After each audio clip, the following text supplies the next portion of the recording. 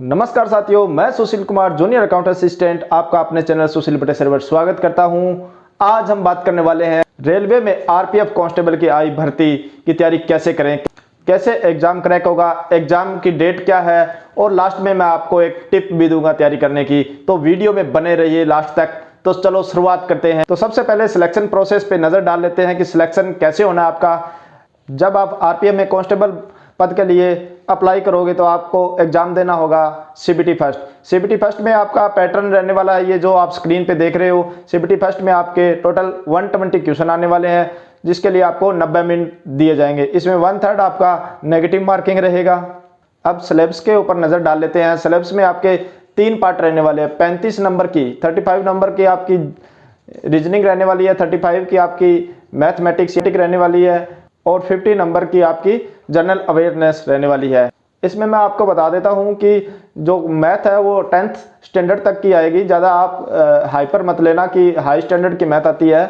और रीजनिंग भी आपकी 10th लेवल की आएगी। जनरल अवेयरनेस में आपके इसमें इंडिया का जीके होगा, इंडिया की arts, culture, sports, currents events वगैरह आपके जनरल अवेयरनेस में रहेंगे।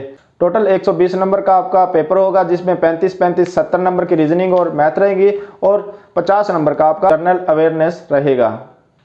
अब बताता हूं तैयारी कैसे करनी है।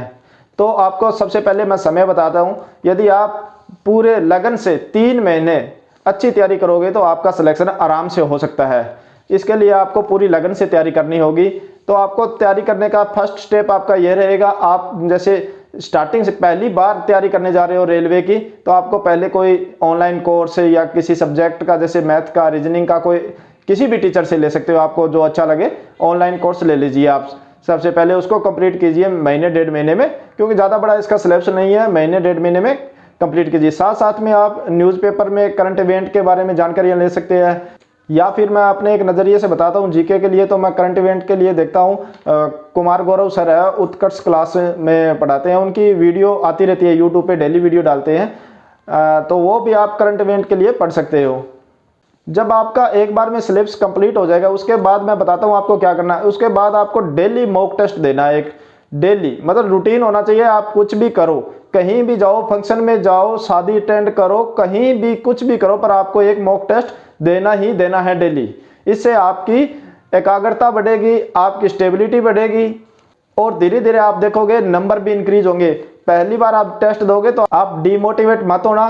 जब धीरे धीरे आप 10 दिन 12 दिन बाद आप देखोगे आपका स्कोर इंक्रीज हो रहा है धीरे धीरे, फिर एक जगह जाके आपका स्कोर स्टेबल हो जाएगा। जहां पर जितनी आपने तैयारी की है, पीछे जो आपने तैयारी की है, वहां जाके स्टेबल हो जाएगा। वहां आपको क्या करना है ये मैं आपको बताता हूं। वहां जाकर आपको, जब आप मॉक टेस्ट देगो, आप जो टेस्ट पूरा निकालोगे उसको एनालाइज करना है पूरा का पूरा। जैसे 90 मिनट का टेस्ट है तो कम से कम उस पर 180 मिनट आपको एनालाइज करने में लगाना है कि उसमें कहाँ कमियां रह गई मेरी। फिर वो टॉपिक पढ़ने जहां आपके नंबर नहीं आ रहे, उन टॉपिकों पे आपको दोबारा से रिवीजन करना है। दोबारा से उनके टॉपिक वाइज भी आप टेस्ट देकर उनको रिवीजन करके अगला मॉक टेस्ट देना है। मॉक टेस्ट के लिए भी काफ़ी ऑनलाइन एप्लीकेशनें हैं, जैसे टेस्ट बुक है, ग्रेडअप है। मैं अपना पर्सनली बताऊं तो मैं तो टेस्ट बुक यूज़ करता था। इसमें आपको प्रीवियस ईयर के पेपर से लेकर मॉक टेस्ट काफ़ी बड़ी मात्रा में देखने को मिल जाएंगे। आप आराम से 3-4 महीने तक डेली एक टेस्ट दे सकते हो।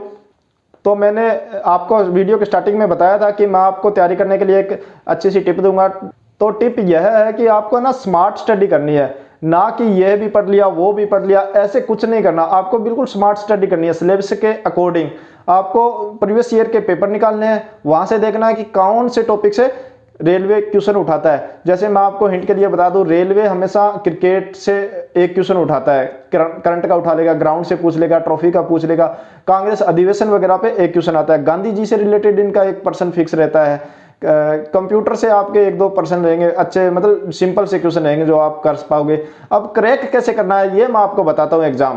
एग्जाम क्रैक करने के लिए आपको क्या करना पड़ेगा कि आपको जो 35 नंबर रीजनिंग और 35 नंबर की आपके मैथ आने वाली है, तो आप इस दोनों पोर्शन को बिल्कुल स्ट्रॉन्ग बना लीजिए। आप मान के चलिए कि 70 में से मेरे 65 प्लस सही होने चाहिए, बिल्कुल सही होने चाहिए। यानी 1-2 गलत हो जाए तो 65 प्लस मेरा स्कोर बनना चाहिए, इनमें 1/3 को काट कर। इतना तो आपको करना ही पड़ेगा। 3 महीने की प्रैक्टिस के बाद आप देखोगे कि ये सब अपने आप होने लगेगा। अभी आपको थोड़ा सा मैं कह रहा हूं तो आपको बहुत बड़ा स्कोर लग रहा है, पर 3 महीने बाद आप खुद को देखोगे तो यह बिल्कुल आपके लिए नॉर्मल हो जाएगा। जब आप 65 प्लस वहां से लेके आ रहे हो तो आपके जीके, यदि आप मोस्टली मैं देखता हूं कि हमारी जीके कमजोर रहती है, कुछ स्टूडेंट की अच्छी भी होती है, मैं ये नहीं कहता सभी की होती है। जनरल अवेयरनेस मोस्टली स्टूडेंट का वीक रहता है। तो उसके लिए आप क्या, गौरव कुमार सर की मैंने आपको क्लास भी बताई, क्लास भी देख सकते हो। करंट इवेंट्स आप डेली नोट कर सकते हो अपनी डायरी में, या मैंने आपको बताया जैसे गांधी जी से, क्रिकेट से रिलेटेड ऐसे क्वेश्चन इनके आते रहते हैं। यानी आपको 50 क्वेश्चन में से मान के चलो कि 20 से 25 मेरे को स्कोर लेना, ज्यादा नहीं लाना, बस 20 से 25 मान के चलो कि मुझे इतना ही स्कोर लाना है एक बार। जब आप 20 से 25 आ जाओगे तो आपको 25 से 30 भी जाने में ज्यादा टाइम नहीं लगेगा। जब आप 65 मैथ और रीजनिंग से लेके आ रहे हो, 25 नंबर यहां से लेके आ रहे हो, तो आपके 90 प्लस नंबर बन रहे हैं। तो इसमें आपका सिलेक्शन कोई नहीं रोक सकता। कोई भी आरआरबी आपका सिलेक्शन 90 प्लस आपके नंबर आ रहे हैं तो नहीं रोक पाएंगे। इसके लिए आपकी एक्यूरेसी होनी चाहिए।